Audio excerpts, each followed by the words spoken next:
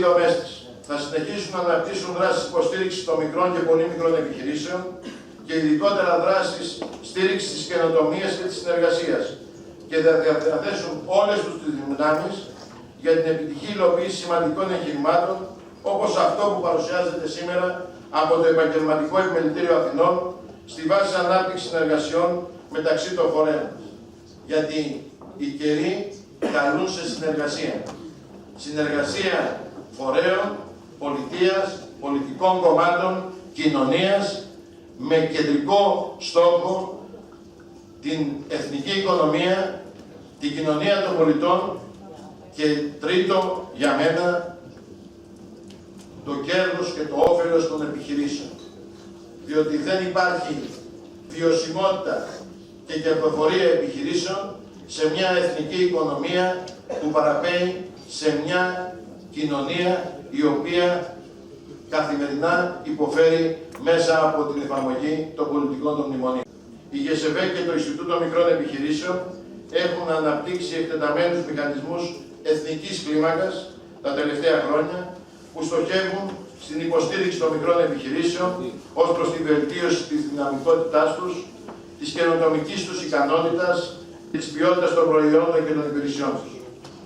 Σε αυτό το πλαίσιο, μια μορφή οργανωτικής καινοτομίας, η οποία διαπιστώνουμε στη ΓΕΣΕΒΕ ότι αναδύεται δυναμικά, αφορά τις νέες μορφές συνεργασίας μεταξύ των μικρών επιχειρήσεων. Οι μορφές αυτές συνεργασίας αναπτύσσονται με σκοπό είτε την ανάπτυξη κοινών δραστηριοτήτων για την εξοικονόμηση κόστους μέσα από την καλλιέργεια οικονομιών κλίμακας, είτε μέσα από την ανάπτυξη νέων επιχειρηματικών πρωτοβουλειών που εκτείνουν την αγορά τους, βελτιώνουν τις υπηρεσίες τους, δημιουργούν σύνθετα προϊόντα που μπορούν να διαφοροποιηθούν, αλλά να δημιουργήσουν ταυτόχρονα και αλυσίδες αξίας. Κατά συνέπεια, η ΓΕΣΕΒΕ δίνει ιδιαίτερη έμφαση στις συνεργασίες των επιχειρήσεων ως εργαλείο διεξόδου από τις σημερινές οικονομικές και επιχειρηματικές προκλήσεις. Αναγνωρίζοντας αυτή τη σημασία των συνεργασιών και των συνεργατικών σχημάτων, το Ινστιτούτο της ΓΕΣΕΒΕ υλοποιεί τα τελευταία χρόνια συγκεκριμένες δράσεις και παρέχει υπηρεσίες τεχνικής και συμβουλευτικής υποστήριξης και καθοδήγησης για την ενθάρρυνση δημιουργίας συνεργατικών σχημάτων και έξυπνων επιχειρηματικών δικτύων.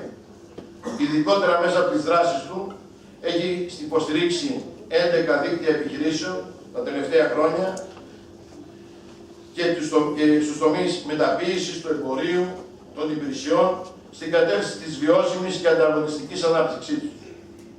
Ήθελα ωστόσο να επισημάνω, βασιζόμενος στην επιστημονική δουλειά που επιτελείται στο Ινστιτούτο της ΓΕΣΕΒΕ, ότι η ανάπτυξη συνεργατικών σχηματισμών δεν αποτελεί από μόνη της συνώνυμο της ανταγωνιστικότητας και της αντιμετώπισης των σημερινών προκλήσεων. Οι συνεργασίες επιχειρήσεων δεν είναι αυτός ο σκοπός. Η εμπειρία μας δείχνει ότι η ανάπτυξη επιχειρηματικών δικτύων πρέπει να συνδυάζεται και να ταυτίζεται με την εισαγωγή και ανάπτυξη βιώσιμων και αποδοτικών καινοτομιών. Τολμώ να πω μάλιστα ότι μπορεί κανείς να καταγράψει αρκετές περιπτώσεις μη ανταγωνιστικών συστάδων επιχειρήσεων και επιχειρηματικών δικτύων. Αντίθετα, αυτό που καθιστά βιώσιμη μια επιχειρηματική συνεργασία είναι να συνδυάσει δυνάμεις και πόρους για να εισάγει μια διαφοροποιημένη και καινοτομική δραστηριότητα, προσφέροντας ανταγωνιστικότερα προϊόντα και υπηρεσίες, ειδικά σε επίπεδο μικρών επιχειρήσεων, όπου ο ανταγωνισμός επιτάσσει την ανάπτυξη οικονομιών κλίμακας.